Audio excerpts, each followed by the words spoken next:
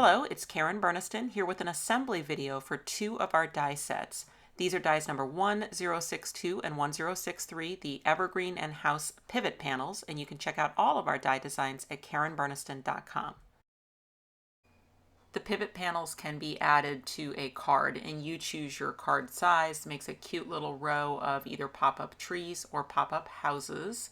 And of course, all those decorator pieces can be used on the fronts of cards and for your other projects.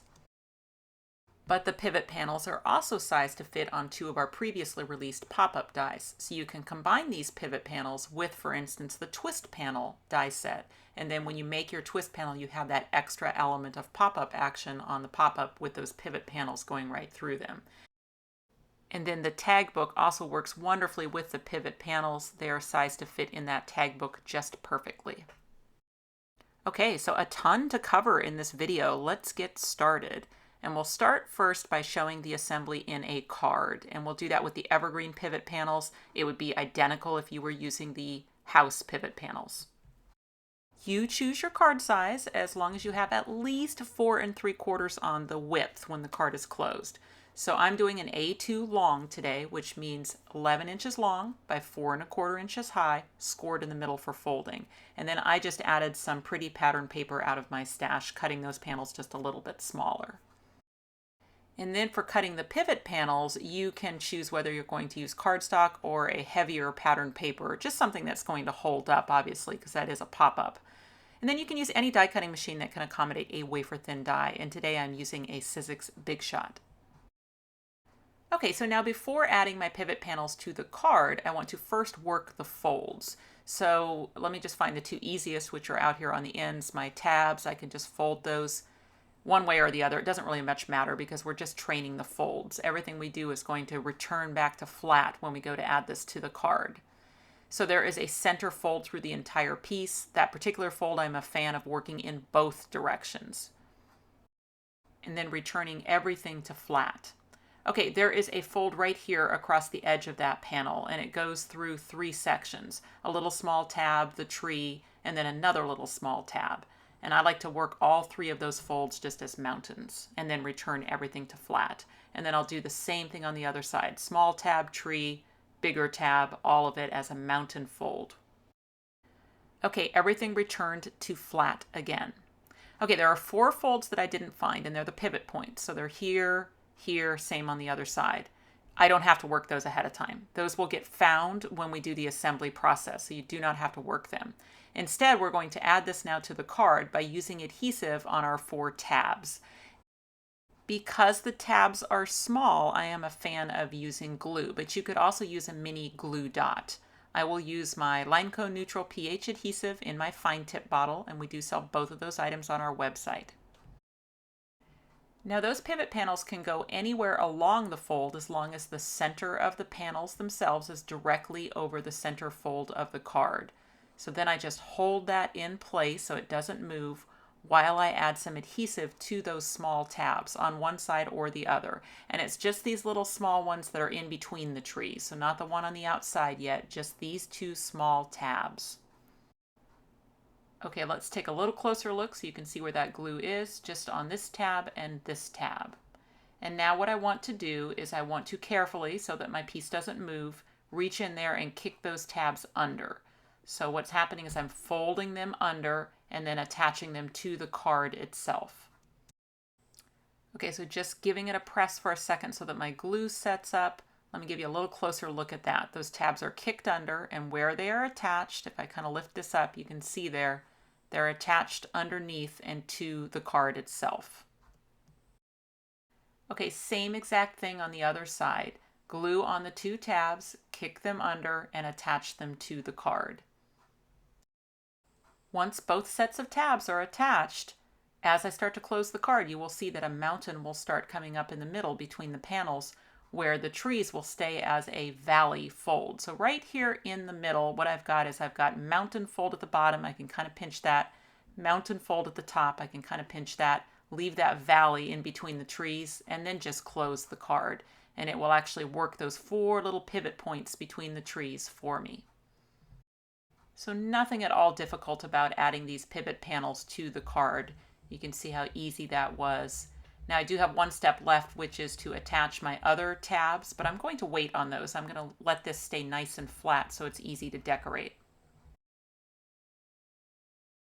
I've added score tape to the back of a scrap of silver mirror card paper. And what's nice about using that score tape on the back is not only that my trees become stickers, but also because of the extra cushion from that score tape, it's like I get a free emboss. I don't have to swap out my machine to take advantage of that emboss feature on the trees. Now one tree has the squiggly lines and one has polka dots. What I'll do is I will cut 3 of each. And then using just a little bit of the sticky at the top to put all 6 of them on my craft mat, that will allow them not to slide as I add some paint to the top of each tree. So I'm just using some black distress paint. It could be acrylic paint. It doesn't really much matter. And also optional. I just thought it would be kind of a cool look.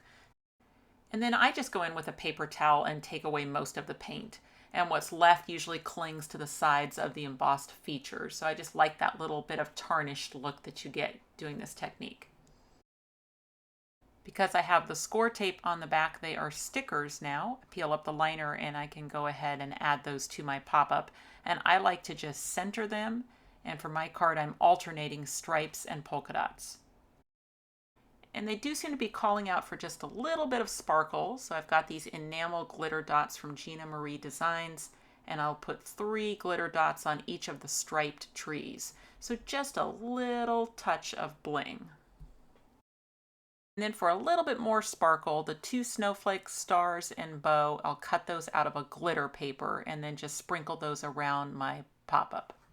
Final tabs. My favorite is to add a strong tape to the top of the tab so it's sticky. Then I close the card, but I don't let anything stick down yet. I'm actually peeling back the edge of the card to where I can see what I'm doing. And then I just fold next to the tree so that the tree and the tab are viewable. And then I just press the card against the exposed adhesive, and that will attach that tab in exactly the right spot to get a nice pop-up. In theory, you should be able just to tuck the tabs under while everything's flat, but I just prefer to do it in that closed position. I don't know why. I think it just adds a little give to the pop-up, where it's not so tight. So that's why I like to do it this way. Peel up the liner on the tape, then I close the card. Then where I can see the back of the trees, I want to fold between the 2 trees so that one comes across to the front. I can see the sticky tab, close the card against that exposed adhesive. And I like that it's such an impressive pop-up. You really don't need much else in the card. The number set has a nice stencil feature to be able to add a nice crisp line around the numbers, and I chose 25 since it's a holiday card, and a little crosshatch oval here to sign the card. And then a simple card front with just the ovals, same pattern paper, Merry Christmas, and some of the snowflakes from the set. My finished card folds nice and flat. It should mail for a single stamp in an A2 sized envelope. Next, let me show how you would add your pivot panels to the twist panel pop-up. Now this die has its own assembly video, and I definitely suggest if you're unfamiliar with its assembly that you would watch that first. Because of course it's not going to be lightning fast. It's going to walk through all of these steps in detail. But just quickly, I'm going to get a twist panel card ready for panels. Okay, the twist panel needs a set of 4 panels, and the die set comes with a die that will cut you 2 panels with a tab attached. Normally you would cut that twice. But for today's card, we're going to add the pivot panels. So I only have to cut this die once. And actually I want to separate it now into individual panels. And now I'm ready for my pivot panels. So I've die cut the tree again, and I'm going to do exactly what I did for the card as far as working the center fold in both directions, and then the other folds in one direction, and then returning everything to flat.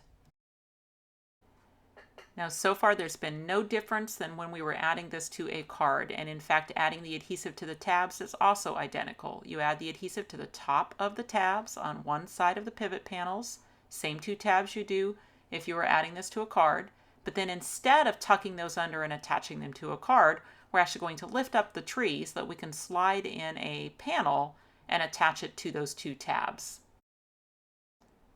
Okay, 1 panel attached. So that's one method, and another method would be to fold the tree over so it's out of the way, then take your panel, fold it over so that it's sitting now on top of the tree and that you can line up those rounded corners. Then add the adhesive to the little tabs, fold them over and onto the back of the panel.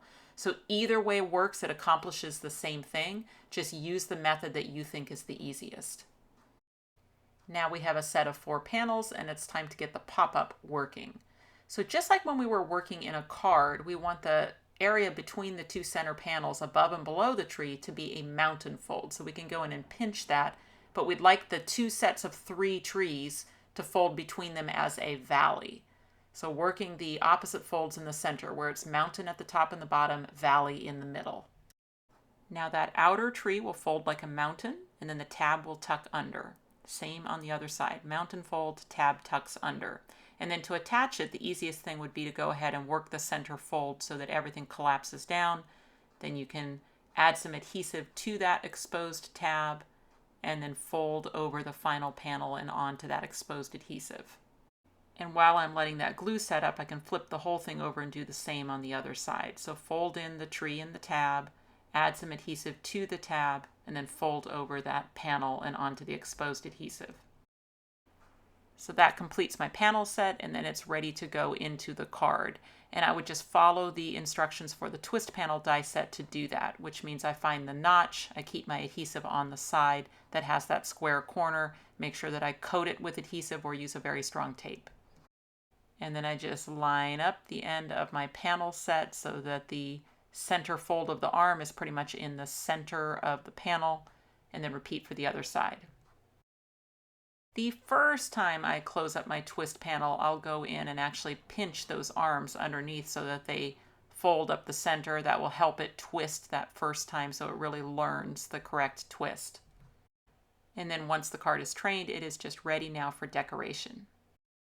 And speaking of decorations, I cut, using the twist panel set, these frames for the outer 2 panels. And so that I don't have to peel up my tree to get it on there, I just cut it and then I can just weave it around the tree and glue it onto the panel. Now if I'd thought of it, I would have put it on first, but you can always do that trick to add it after.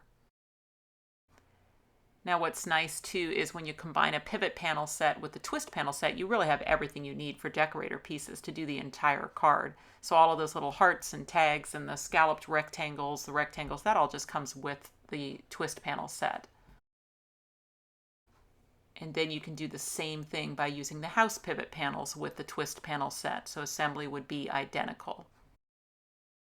The tag book pop-up also has its own assembly video, so if you need a little refresher on how to use the hinge die with the tags to make a card, that's all you need to do when you want to combine it with the pivot panels. Okay, I die cut the house pivot panels and worked all the folds exactly like I was doing the Evergreen, so nothing changes at all. Now all I'm doing is attaching this to my tag book card in the same manner that I would have with the Evergreen panels, which means a little bit of adhesive on those little small tabs above and below the final house, and then just tuck them under and attach them to the page. I repeat that on the other side. Glue on those little small tabs, tuck them under, and attach them to the page. After I get all 4 tabs attached to the card, then I can start working that center fold of the pop-up so that above and below the houses it's a pinched mountain, but in between the houses it's a valley. And as I close the tag book, it will make those little pivot point folds for me. And then before I attach my final tab, I will go ahead and decorate these houses using the decorator dies in the set. You do in the set get a double set of houses, roofs, doors, and windows. There is only 1 chimney die and 1 tree die in the set, but everything else is doubled to make it go a little bit faster.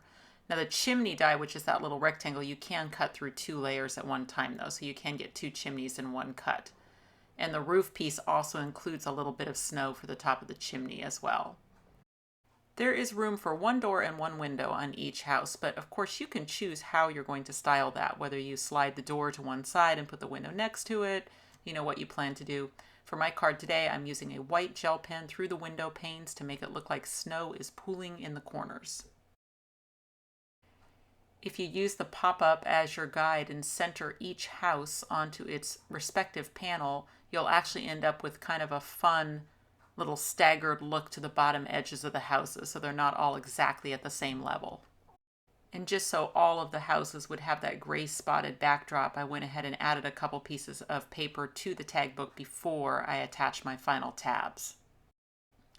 I like to attach that tab in that same manner as I would with a regular card, which is just to close the tag book up, the card up, make sure that that final house is folded inward, that the glue on the tab is exposed, and then just press the tag against that exposed adhesive. And then just repeat for the other side. So fold in that final house and tab, glue on the tab, and attach it. The final two decorator pieces make a very cute tree. You can also use the foliage piece as a cloud. And when you're making winter cards, perhaps you're going to do like I do, which is just to use a white gel pen to add some snow to the branches, not use the foliage piece at all. And those trees can be added anywhere into that neighborhood scene. And then I like to just use the decorator pieces again to make a simple card front. And plus you get to mix in all the decorator pieces that come with the tag book, so no need to really go outside of the 2 die sets to have everything you need to decorate up a card like this.